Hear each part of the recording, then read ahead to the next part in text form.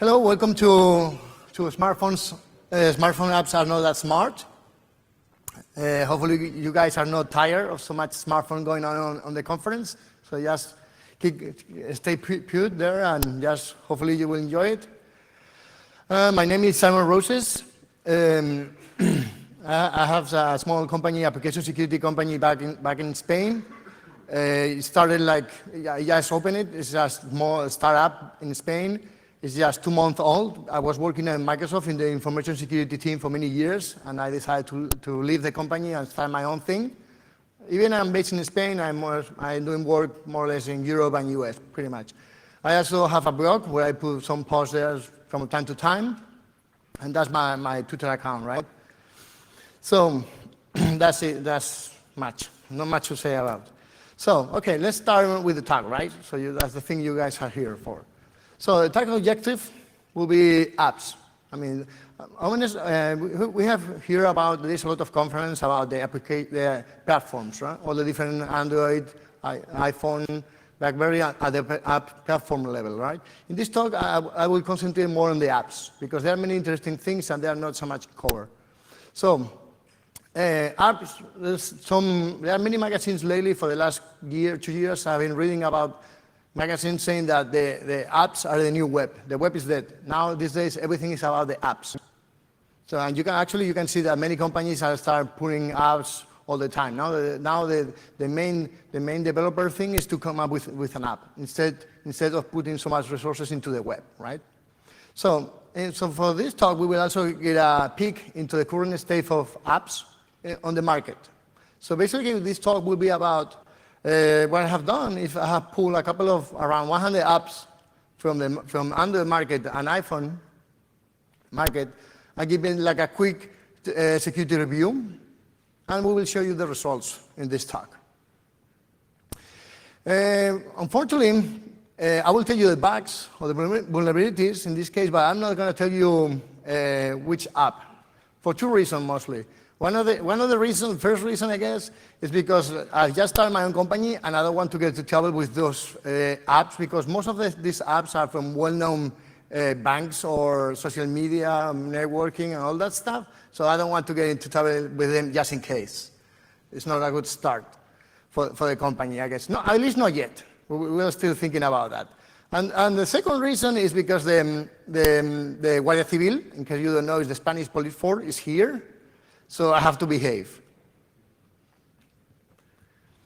Okay, so we will assume that all apps are safe until a security review has passed through, right? So we'll assume this, right? Because I guess everybody assumes that everything is safe, right? Okay, sounds good.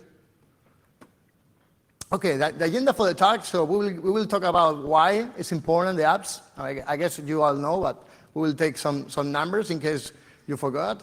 We will also talk about what are the risks on apps. We will go through some case studies, and then some security development tips. I mean, it's nice to be the baker and bake things, right? But we also have to be good guys and provide some feedback on how we can fix it. So, and actually, that's what I do all the time to the customer, help them to secure their products in application security. So it's always nice to have some security development tips there. And then we will go over some conclusion of this research.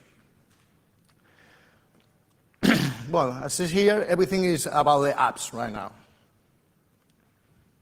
Okay, so why I'm looking for the apps? I mean, I say there's many talks about the platform, but in my case, I was more interested to see what's going on the apps itself. So here we have to start seeing some numbers. Here, for example, we have the IDC predicts that by 2015, there will be around 1,000 million devices worldwide. So we can see there's a lot of devices using apps. And that's quite interesting for attackers, also for the business, right? So you can put an app there and you can reach millions of users, right? So it's interesting to see all these numbers. And the second, we can see Morgan Stanley estimates that this year, in 2012, there will be more smartphones selling than PCs. So we can see that right now, everything is about the smartphone, apps, it's huge buzz right now, right? Hype.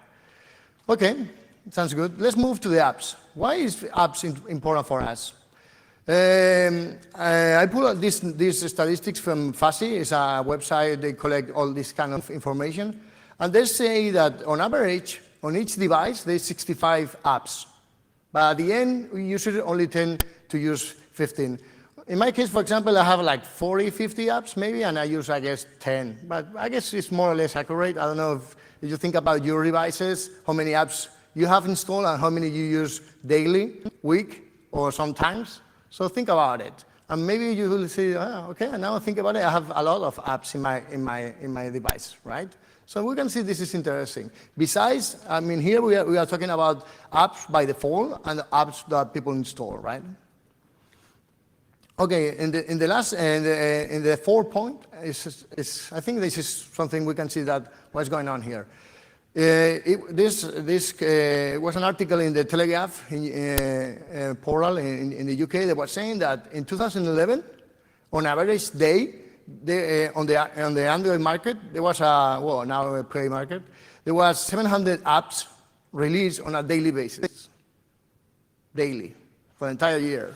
Just make the numbers, and we are talking a lot of apps released every day. So we can think, are all those apps secure? Yes, sure.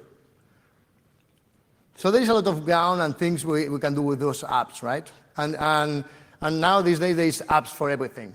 For example, talking with friends, they always come to me and they say, look, this app. For example, last week, a friend of mine, we were in a village doing some work for a customer, and he's telling me that, yeah, I have installed a new app. It's a wedding cacher. It will tell you, using GPS, it will tell you where the weddings are around you, and you can go to the wedding and catch the wedding. And that's an app you can have in your phone, and it will tell you also the techniques you can use to catch the wedding. So I guess there is an app for everything pretty much these days, right?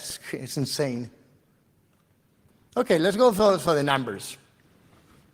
Okay, apps in the market currently. I mean, it's a bit hard to get all these numbers because you have to, I went through the market, Wikipedia, doing some searches to get all these numbers, so maybe they are not accurate because it's hard, and many people don't want to talk about it, but we have some information at least. So in markets in the app, if you look in the chart, right now in iPhone there's around 600,000 apps.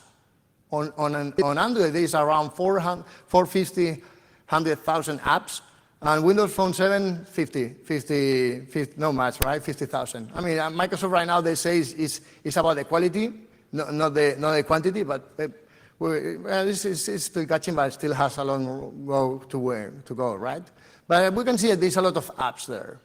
Some of the apps, as everybody knows, I guess, that some of the apps are from well-known companies that you will think they will put a much more effort on security, but many of these apps, even well-known apps, are for small single developers.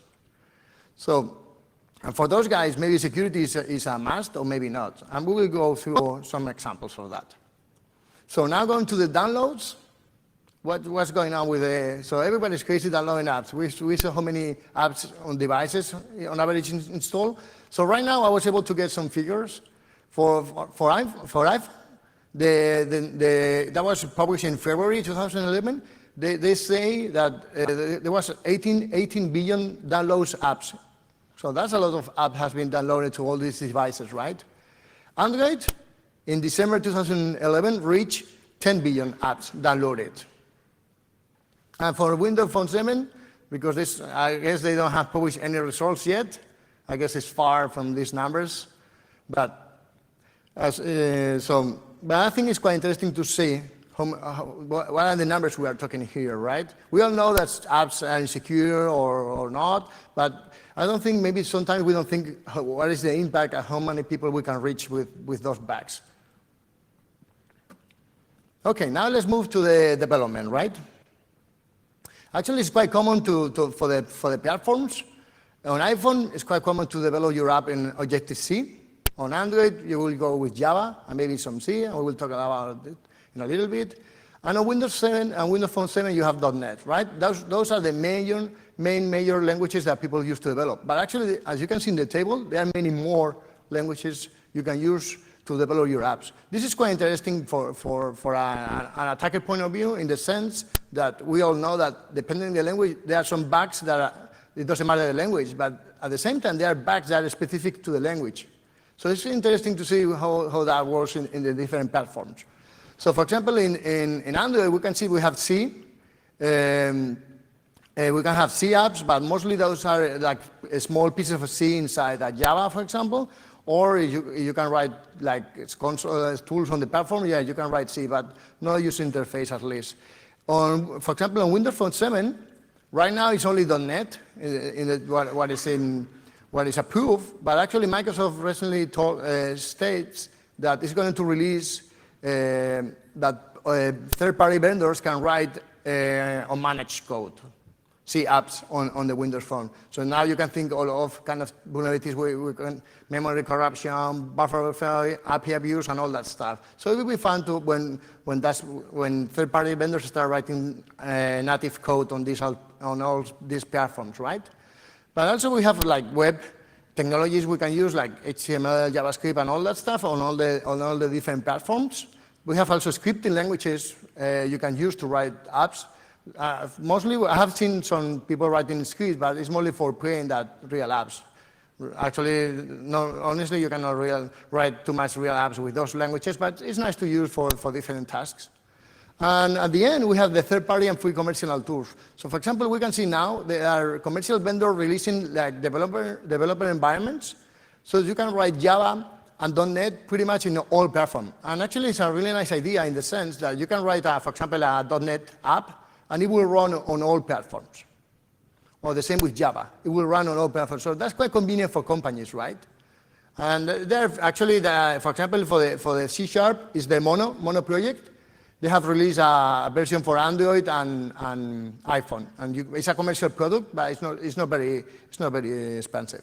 So you can write these apps. So for us, it's quite interesting to see what all the different languages we can use for if we are looking for bugs or reversing, to understand what language is the application using and what can be the vulnerabilities there, right? So here it gives us like a nice table of the technologies an app can use, right, or can be developed. Okay, so now let's move to the risks. Now, what are the risks on apps?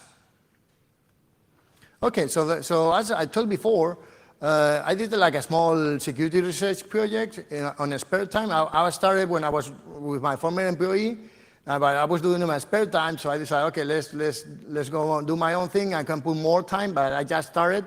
So I've been working for this for a little bit from time to time, right? But still, it was quite interesting to see. So I did, okay, let's do some research. The idea came from that I was looking some of the apps I use on a daily basis, and I thought how secure they are. So I started with those apps, and then I started seeing some bugs on the apps I was using. I said, okay, why not let's start pulling some well-known apps from the different markets and see how they are doing with security, and that's more or less what I did a little bit. So what I did is, okay, let's put some real rules of engagement, right? Let's try to be smart about it. So I tried around 100 apps from the markets in total, around 100 apps. I tried to be those apps, the latest version, and all of them are available on the markets. Okay, what I did, each app gets around 1 hour of review or less. Actually, what I was looking for is how many bugs I can get in an hour, easy. I was not looking for complex stuff, or for Android, mostly I did more reversing stuff and go through the code easily. And for iPhone, because it takes about more effort to reverse those apps, I just use more dynamic testing techniques to find the bugs. But yeah, but here it was easy. How many bugs can I get in an hour on this app and move to the next? Okay, let's go through the different categories. I thought it would be nice to get security tools. Are always fun to check it out. I also play a little bit with social networking apps, communication servers. Servers is kind of interesting because there are already servers on iPhone and Android. Actually, you can put a web server or FTP server or Samba server on those devices. And there's a lot of fun to play with those apps. I also went for finance because the money is there, so it's nice always to check it's always nice to check your bank app. I also went for some media, productivity, travel apps. So I think it's a nice set of apps to review, right? Okay, why I went for those apps? These are the numbers used for some of the apps I review. Right, for example, one of the social networking tools apps I review has more than 2 million users. For example, one of the finance app I review, 500,000. Productivity, 10 million of users using this app. Actually, to get these numbers, I went to the markets, and I also went to the vendors' websites, because many times they put we have already 2 million users, join the fine. So I joined the fine, right? I downloaded the app and reviewed that. Security, for example, one of the security products I reviewed was 5 million users. Media, travel, 5 million users. So we can see some of these apps have a really nice user base in terms of size. They are huge. And those are the apps we are interested to. I also look apps with less user base, but I reviewed it because it was interesting to me, or because I was using for some reason, right? But pretty much some of the tools, some of the apps have a lot of users. Okay, so there are more people working on these issues as well, for sure. And OWASP released a OWASP mobile project. They started in 2010 with this mobile security project, and they have released and the goal is to provide security developers and testers guidance how to develop and test security in apps, right? Okay, so far they have been working for a while now, and they have released the OWASP Top 10 mobile risk. It's like a table, and it will tell you the top 10 risk for apps. Right now it's only focused on Android. But one of the guys, he's working in Intrepidus, a company in US, and they also have done the same for iPhone. So actually you can have this OWASP Top 10 applied to Android and iPhone right now. But the OWASP is only focused on Android at the moment. So they have also come up with some security development and testing guides, but honestly right now they are a bit weak. They need much more content. So hopefully you guys, so feel free to join and add more and more stuff for the resources, right? Because it's a really nice start, but it needs a lot of content still. And the idea is to cover all the platforms, like iPhone, Android, BlackBerry, Windows Phone, and all that. So there is a lot of ground to cover there. And also they released OWASP Got Go project. It's a small app for testing vulnerabilities on Android, right? So I think it's a nice project, but it needs a lot of support, because it's been running for almost 2 years now, and still it's lacking a lot of content. Okay, so going to the OWASP Mobile Top 10, here are the different risks they have. This is like a table of the top risks they have seen on the different apps. It doesn't mean it's all the. I mean, there are many more bugs on apps. They are not here. But they only put here the top 10, right? So here we can see we have insecure data storage, weak server size controls, insufficient transport layer, client-side injection, that's well known for everybody, I guess, poor authorization and notification, improper session handling, security decision via untrust inputs, side channel data leaks, broken cryptography, sensitive information disclosure. And so you can see, actually, I guess for many of you that are familiar with OWASP, I guess it's similar mostly in many cases to the top 10 for the web. And actually, if you guys were here yesterday for the data mining talk by Chris Wisopal, you can show some of the results are the same, quite similar in terms of cryptography, client-side injection, and all that stuff. So everybody in the security industry, more or less, people are seeing the same things. And actually, there's a note here in the 10 that for M1 in security data storage and M10 sensitive information disclosure, it's a bit different. It's like for the first one, it's like a credential or sensitive information is stored in a secure way, and in the last one is like a credential is embedded in the code. So they make that the distinction, right? So I think it's quite nice start. for developers to have, when you develop an R, to go through this table and documentation and make sure at least you don't have this. Okay, some of the things I've been doing, okay, I was looking through all these apps, and I see more or less the same thing. Here it says the Android, but actually one of the bugs here applies to iPhone as well. And you can see like excessive permission, and we will go through each of them with an example. Clear test secrets, insecure channels, debugging code enabled, and we saw, and you were here in the talk before, that he went all this kind of stuff, and it was quite nice, and actually I will get a try on the tool, that's for sure, but still, because I did all this by manual. We have cross-site scripting, dynamic SQL, phone back home. Actually, phone back home is not a vulnerability by itself, but the thing is, many apps, when you execute them, they connect remote to the servers, and many times they send sensitive information, so it can be a bug there, right? What type is the app is sending back to the server, right? We have also some privacy issues, data validation, mixing social features, and we will see examples of all these risks, right? Weak encryption. Okay, so now let's move to the case studies, right? I guess this is the fun part. So far, it was boring, and just to give you the start. So, okay, now, let's go with the first bug. Let's go with clear test secret. In this case, this app I was reviewing fails to protect the sensitive information. In this case, this app was not protecting the credentials right.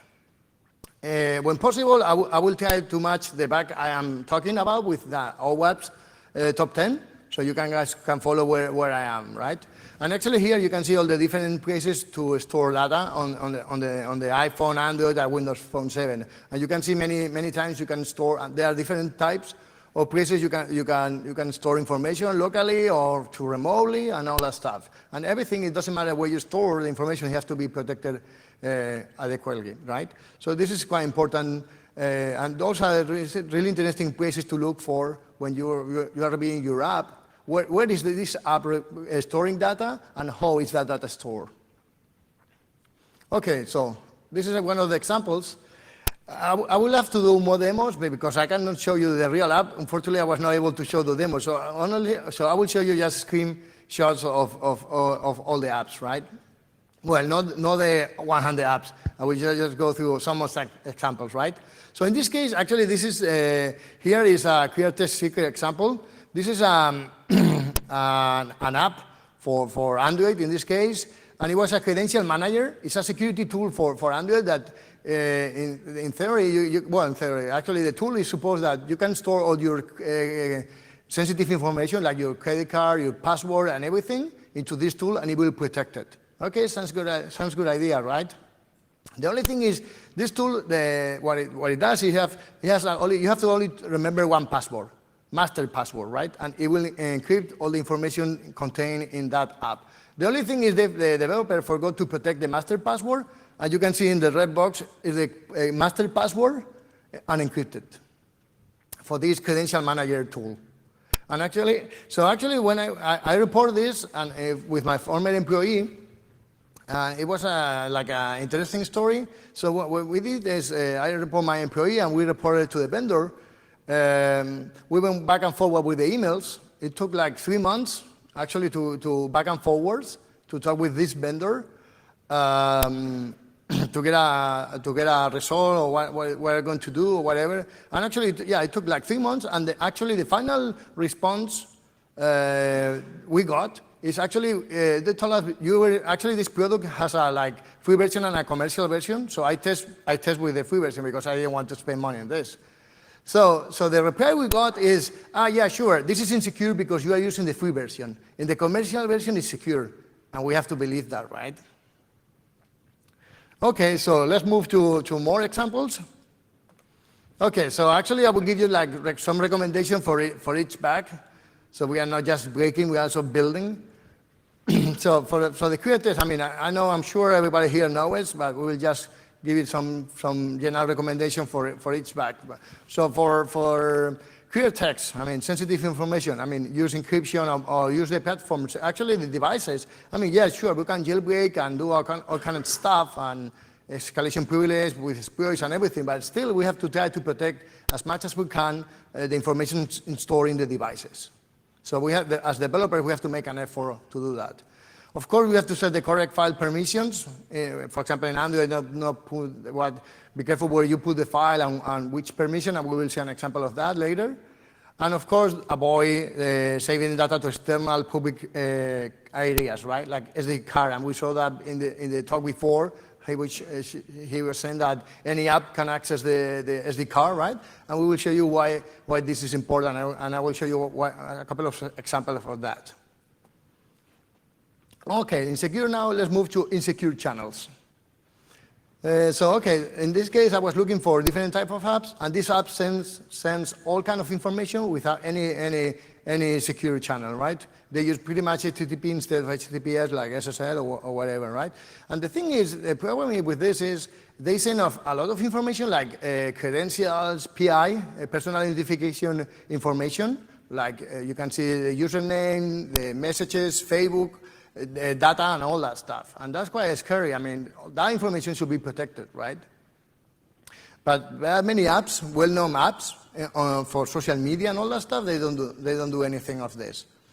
Of course, if you're using security encryption channels, perfect, but also at the same time, make sure the certificate is valid. We can see examples of apps they don't check. They use security channels, but they don't perform any check on the certificates. Okay, in this case, this bug matched to the OWASP mobile insufficient transport layer protection. So I was playing around with this social networking app. No worries, it's not Facebook, but it's not much better either.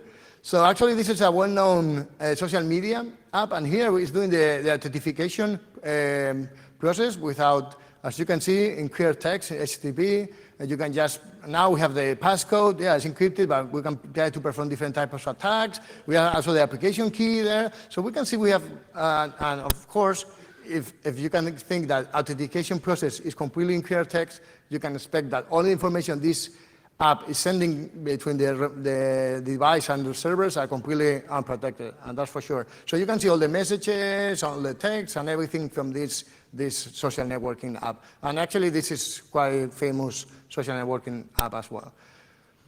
Okay, so of course, if you're going to do that, please protect the information, right? Information in transit, what we call now. This applies to any type of connection. It doesn't matter if you are talking about Wi-Fi, 3G, 4G, it doesn't matter. It doesn't matter the channel, it should be always protected. Okay, now let's move to some examples of debug enable on apps, right? Okay, so we have to think that all these apps were available on the market, and they are the last version, so anyone can download it and play with them. Okay, so in case, I'm going to show a couple of apps that were shipped to the market with our login or debugging features enabled. So you're thinking about it now, they say that Google is performing like security checks or whatever. What is it they're doing? I'm not sure what they're checking for, because you can see all this kind of stuff, and it's easy for them to check, but they are not doing that. Of course, all this like login and debugging enable is quite helpful for an attacker, right? And we will see some examples of that. And this bug matched to the OWASP mobile M8 side channel data leak. Okay, here we can see a finance app. This is a finance application, and here we can see that I reversed the code of this app, and here we can see that login enable is set to 1 to 2, right? So, and the thing is, they do a if check there in the function, well, in the method, you can see that it's making a check. If login is enabled, log to the files, sounds good, but they forgot to turn it off. So everything, and actually they were quite heavy using this. So actually everything on the finance, it went to the logs. I mean, for our finance apps, this is horrible, and we will see more examples of that, of something similar for other apps. But I mean, still in a finance, you don't put too much log information to the logs, right? But if you're thinking about, like, for example, if this were like a social networking app, doing this, it would put a lot of stuff into the logs. And that could be some issues there with those devices because the space is limited. Here we have another app with debug enable. Usually here, this is a server application, and you can see there the debugger is set to true. And this is quite interesting to see the servers there on these devices, right? As I told you before, there are FTPs, WebTP servers. And actually, I was reading an article that some people want to use Android OS as a server OS. I say, okay, that's going to be fun when all these apps are running there, right? So here we can see an example of this FTP server with debug enabling true. And here we have another finance application. Same thing. Here is logging everything to the logs, and here we can see that this application is using STB to communicate. It's sending a lot of PI from the user on all the action this finance app is doing. Everything is stored into the logs. So I guess this is debugging for sure is needed, but you have to be careful what you're doing with that. So I guess debugging code. We have to be careful. Where is that data is saved to? It's going to the logs, okay? Or where is that data going? We have to, as a developer, we have to make sure where that info, what info is going there and where.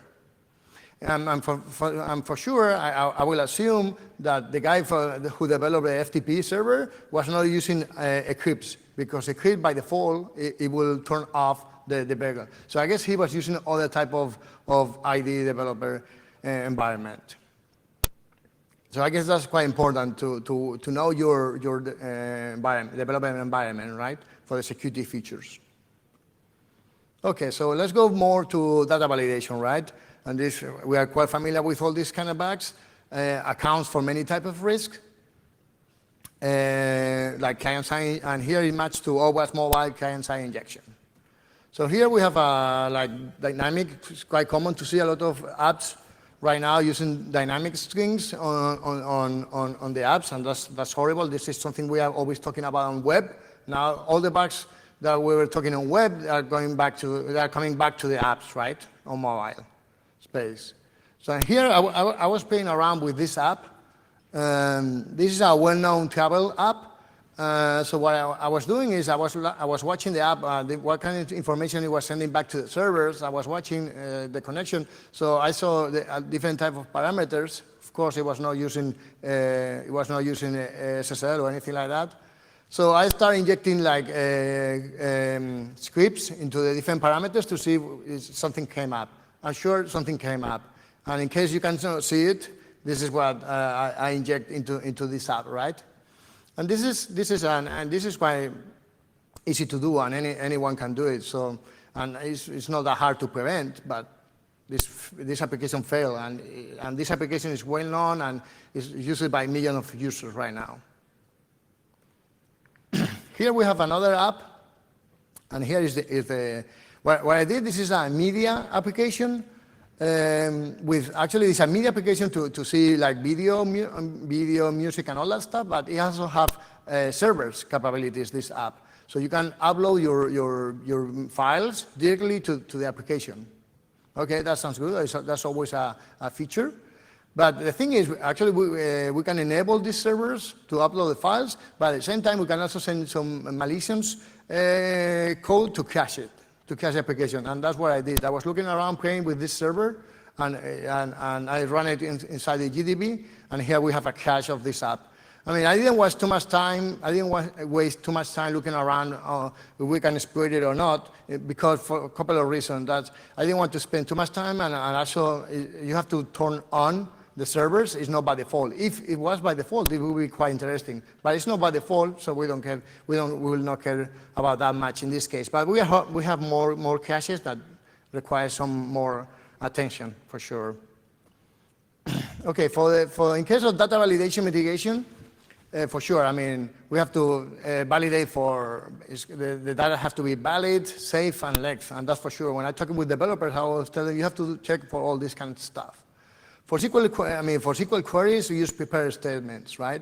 And if you're going to validate, and if you're going to render data on a web app, for sure you need to synchronize input and output. That's for sure. And a couple of months ago, I was reviewing an app. They were performing data validation, perfect, but they were doing it the wrong way. They were using like a backlinks approach. They put the stuff they consider unsafe, and they're only checking for that. And when I was reviewing this app, I told them, look, guys, this is perfect. You do data validation, but it's not the correct way. It's better to use like whitelist approach, right? And I told them, look, you can go and check out the OWASP SAPI libraries. Actually, in case you're not familiar with the libraries, OWASP has come up with some really nice data validation libraries, and now for Java, Objective-C, and all that stuff. So for the and .NET. So for the small smartphone devices, you can use those libraries to help you to make sure your app performs proper validation, right? So I think it's quite nice. Okay, PI compromise. As we saw before, apps can get a lot of information from the device, right? Like username, contacts, bookmark, and all that stuff. You can also get the version, device name, UI, kernel version, and all that stuff, information about your position and all that. So I think it's quite nice when an application can get all this information, right? And this goes to the side channel data leak. Okay, so well, in this case, I don't have. Well, we have seen a couple of examples before with the finance and all that stuff. So I didn't think to put an example here, but you can guess. You can imagine all the app. So because an app is able to get all this information doesn't mean it has to. So developers need to understand these concepts. If an app is collecting PI, and maybe it has to, and that's okay. We have to think a developer has to think where is the information going. Is it going to the log files? That can be a bad thing. Is going to the data stores? Okay, but it's protected. Or maybe it's sending to a remote network, right? But again, is that information protected or not? And what type of information is your app getting from your device? It's quite scary to see all this application getting. I mean, we're talking. I think it was last year there was some scandal about saying that Google and Apple were giving you a lot of information about the devices. But at the same time, actually, if you look all these apps, there are many apps doing the same thing, and no one is talking about that. And at least we know Google and Apple where they are, and we can take action. But small vendors, we don't know anything about them and what they're doing with that info, right? Okay, looking through all these apps, I was seeing that many apps they're using a lot of third-party libraries. Okay, that always helps with development, sounds good. But at the same time, there are many app libraries I've never seen before. And I'm not sure where these libraries are coming from, what type of information is those libraries collecting, or if there has those libraries have security vulnerabilities, right? So I think it's interesting to go through all these, to go all the apps and making sure they're using safe apps, safe libraries, right? And for example, we can see like they're using Facebook, yeah, because today everything is apps and Facebook pretty much, right? We have Greendoid, and I didn't know what was that. I have to look it up, and it's like a library to help you develop Android apps more easily. So things when people say easily, they usually tend to skip security. So I'm sure I haven't done it, but to go through the code on the Greendoid, it will be a kind of interesting exercise. I'm sure about that. And here we can see we have a lot of different libraries that many apps are using, and there are many more. It would be interesting to collect all that information. So when a vulnerability pop-ups in one of those libraries, you know which apps are affected. So that would be another nice exercise to do.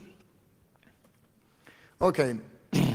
So if you're going to use third-party libraries, use proven libraries, right? Make sure they are at least well-known libraries and hopefully have been reviewed by security experts. For sure, what info is those libraries are collecting. For example, I was looking for a finance application, and they have like Facebook integration into this finance. I mean, I don't understand why you are going to pay your bills and you have all your friends in Facebook there at the same time, right? But I mean, and actually it's becoming quite popular. I'm talking with more businesses, and they're telling me the same thing. Yeah, we want to put Facebook and Twitter into my app. I say, okay, let's thinking about that, right? For a moment. Okay, so now let's go to the permission. For sure, it's quite important to understand the permission of an app. What is the application requesting? And trying to understand if this is right or not. Because, as you know, the permissions can compromise. I mean, it's what the app can do in the device, and it can compromise your security on the device, but also it can compromise your pocket. Because, for example, many actions on the phone, it will cost you money. So users have to understand what we're talking about, right? So here we have an example. I guess we are in Amsterdam, but still I prefer not to show you this just in case. So for example, for this app, and this app was on the market. Here is called Sexy Pic. Oh, sure, everybody wants this pic. Everybody wants this app, right? We are in Amsterdam, that's for sure. It's asking me for permission. Yeah, sure, I don't care. I just want the picture. Okay, sounds good. So I just downloaded this app, and actually beneath this app, it was a Droid Dream. Droid Dream is a malware on Android, and actually, it's a malware, and the numbers, it's very hard to find infection numbers many times for the Android because no one wants to give real numbers. So I mean, Google doesn't give any real numbers, but the estimation is that 500,000 users were infected with this app. So still, I think it's a really nice, decent number size that people were infected, right? If we look here at Downstairs, this is a small tool I wrote to do all this kind of review and analysis on the permissions. Actually, I don't know if you can see it, but it says the first one is the internet permission. Okay, makes sense. I mean, this app maybe have to download pictures. Sounds good. We are happy with that. But if we're looking more at the permission that the application is requesting, it's asking for SMS, like reading, sending MSS. That doesn't make sense at all. I mean, this is just to get some pictures. But people don't think about it. They just yeah, sure, I'm agree with the permission. I just want the app. So users need to understand what the app is asking for. So for sure, in this case, for the users, they need to apply common sense. I know sometimes it's hard, and this is more like a human vulnerability, but still, I mean, users are not dumb at all. Maybe they are not yet educated enough to understand what's required. So I guess we as a security industry, we have to do a better job on that term, more awareness. And for the developers, it's what we call don't abuse the permission request, right? Make sure overprivilege. I mean, just use what you need and nothing else. Just make sure to understand what your requirements. And actually have seen like apps requesting a lot of permission that honestly they don't use at all, but they are just requesting just to make sure they have that. So we don't want that.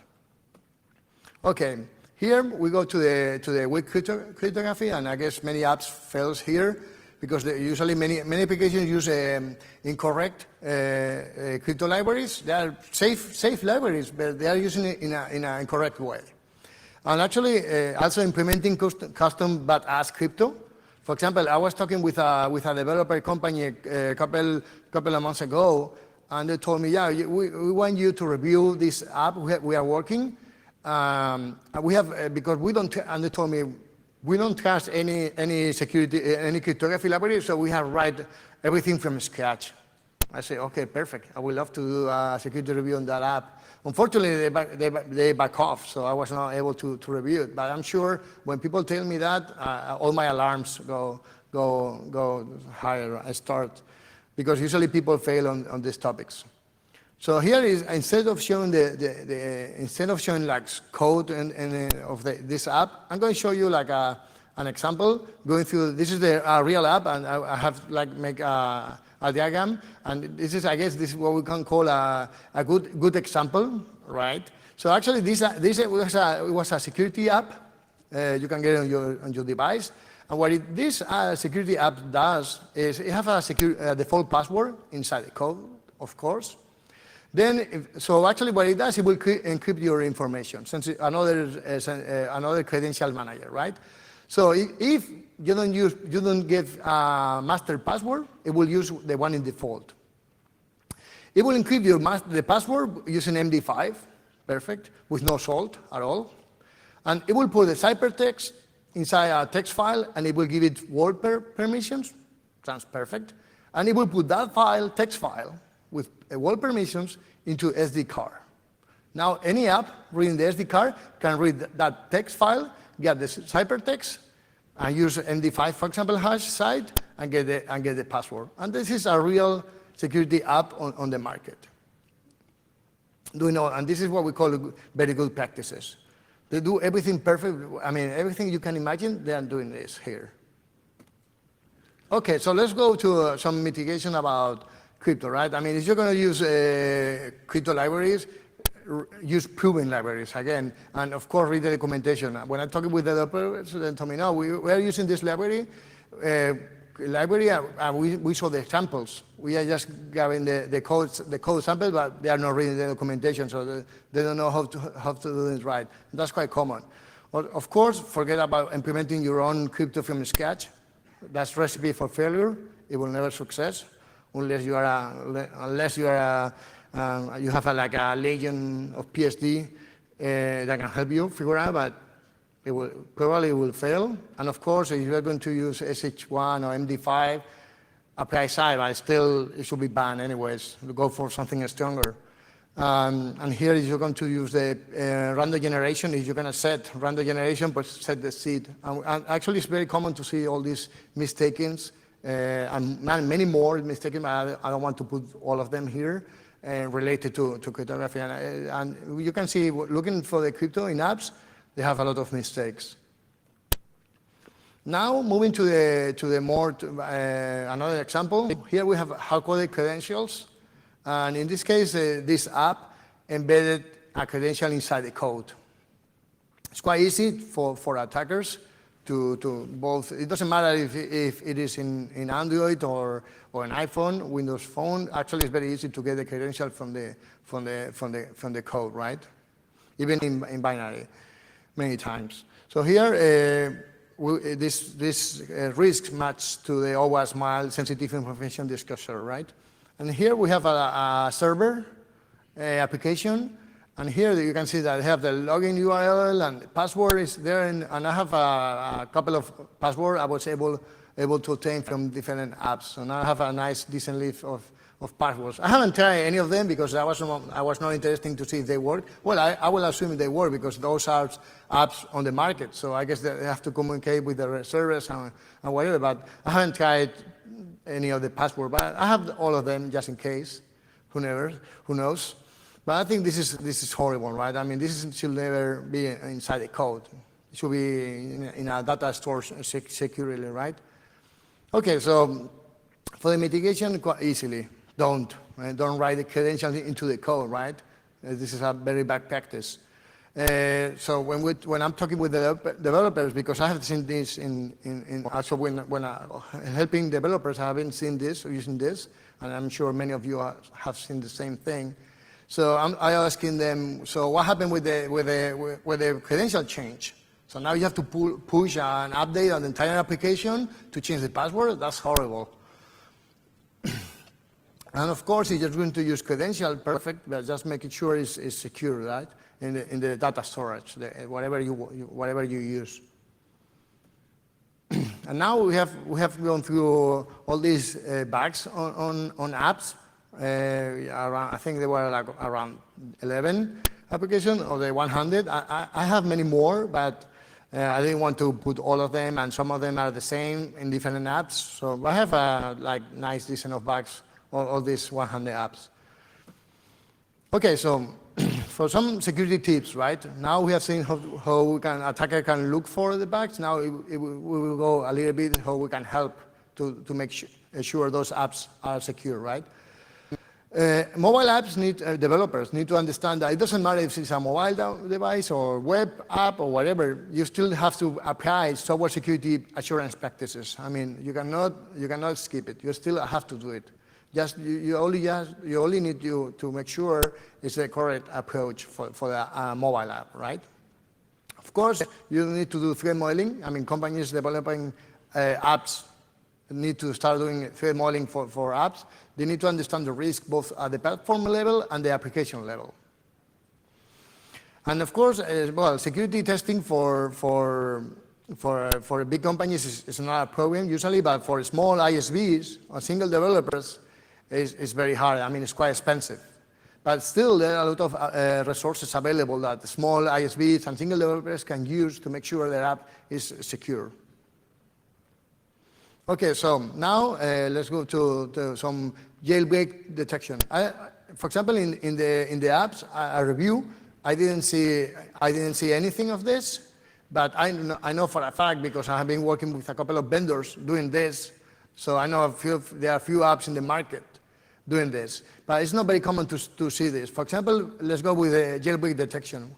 There are different, for example, for Android, there are different checks you can apply in your app to try to see if the device jailbreak or not. For example, we have to check if the super user APK exists, or the sub package exists, or we can write data we can write directly to data /data, the folder. And actually, if any of those happens, for example, our app, we check for this, that means probably the device is rooted or jailbreaked. So we can put this kind of checks inside our code just to put some more defense in depth, right? But still, it's not very common to see all these kind of defenses on apps. There are commercial products as well. I have seen a couple of commercial products. They are putting this kind of technology, but they are easily to bypass. For the iPhone, you can also do the same. You can call fork. If you can fork, it's a rooted device. Or you can also check for Cydia, the jailbreak app market. And there are more in iPhone, for example, there are many more checks that you can use to make sure if the phone was rooted or not. But here, there's some really nice, interesting checks you can put into your app. And for Windows Phone 7, in this case, actually for a change, actually it's allowed by Microsoft. It's a commercial. It costs like $10, and it will root your Windows Phone. So in this case, it's allowed for a change, right? Actually, at the same time, code obfuscation. I haven't seen much either of the apps using code obfuscation, and I guess it's nothing. And developers should start using code obfuscation. For example, the Eclipse has can have code obfuscation, but I don't see developers using all these features. I mean, it will not stop a skillful hacker or attacker, that for sure, but at least it will slow them down. Down a little bit, and maybe for basic attacker just looking around, maybe they will not put the effort to reverse your app. So I think those are always defenses that developers should start thinking about, and right now they are not doing it. Okay, so here are a couple of resources that developers can use for the iPhone, Android, Windows Phone 7, and of course the OWASP Mobile Security Project. And actually, it's a really nice reading when I'm talking with the developers on different apps for my customers. I always tell them, are you guys familiar with the documentation? And this is the official documentation. And most of the time they told me, no, we have not read any of the documentation here. So I always point out, oh, sure, now go and read these guidelines, right? And it will tell you a lot of tips to make your app secure. So now we are almost done with the talk, and here some summary, right? So actually, as you can see through the presentation, I mean, apps are non-stop and huge business for sure. I mean, there's apps for everything, and some of the apps are making a lot of money, for sure. Apps are interesting for attackers, right? There are, as we showed before, there are millions of potential targets there. Right now, there is more. Right now, the attackers going more for the apps are malware. There's quite not a lot, but still we can see a lot of more malware attacks than targeted attacks on the phone. But still, so we can see that there's interesting for attackers here. There's a nice, interesting space. Of course, in this case, I just review a small set of apps. I try to some of the apps to be quite popular, but still it's a very small set of apps but I think it was quite interesting to see what kind of bugs we can find even in common and well-known apps. And there are many more type of bugs that I didn't show, but there are many more types, right? So I think it's quite interesting to see what just putting some small time doing this kind of thing, what are the bugs showing up? So I think it's quite surprising or scary. I don't know. You can pick. For the next step, now I have a couple of ideas. I want to work on this thing. Now I'm thinking. I know that I saw the presentation before, and I think it's a really nice tool, and I'm sure I will give it a try. But now I'm working at the same time also how I can automatize all this using static analysis and dynamic analysis, because I want to start doing all this massive to find all the bugs I can and then figure out what to do with them. So I think there's a really nice, interesting space going on here. And for example, Veracode, they just put Android scanning tool a couple of months ago, and I know there are a few companies as well doing the same thing. So now here there's a lot of research to be done here to how we can automate it. And I would like to do the same for Android, iPhone, Windows Phone, and see what are the bugs, right? At the same time, actually, I think it's quite interesting to see the cross-platform technologies and what is the impact on security, right? As we saw before in the chart, in the table with all the different languages, they are like Java and .NET. You can write on one app and run it everywhere, pretty much. So, for example, in Manage, we have Mono, the Mono project. They have, and actually there are many.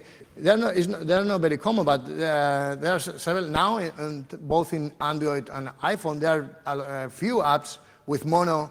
I mean, you have the feeling you install the app, you will not notice it's not a native app. It's a Mono app, because you don't see any difference for the UI or anything like that. But there are a few apps on the market using this technology beneath, and it's quite interesting to see. And I have tried to reverse engineer a few of these tools, these apps in the Mono. It's quite interesting to see on Android and iPhone. And I'm sure another things come to mind, right? What happened with bugs, the bugs cross-platform? I mean, if I find a bug on an Android, it has the same bug on iPhone. So it's quite interesting to see what we can do on all these things, right? So I guess I'm done with the talk. Please, I have to say that please fill the backhand feedback forms. And I don't know if you guys have any question, but thanks a lot.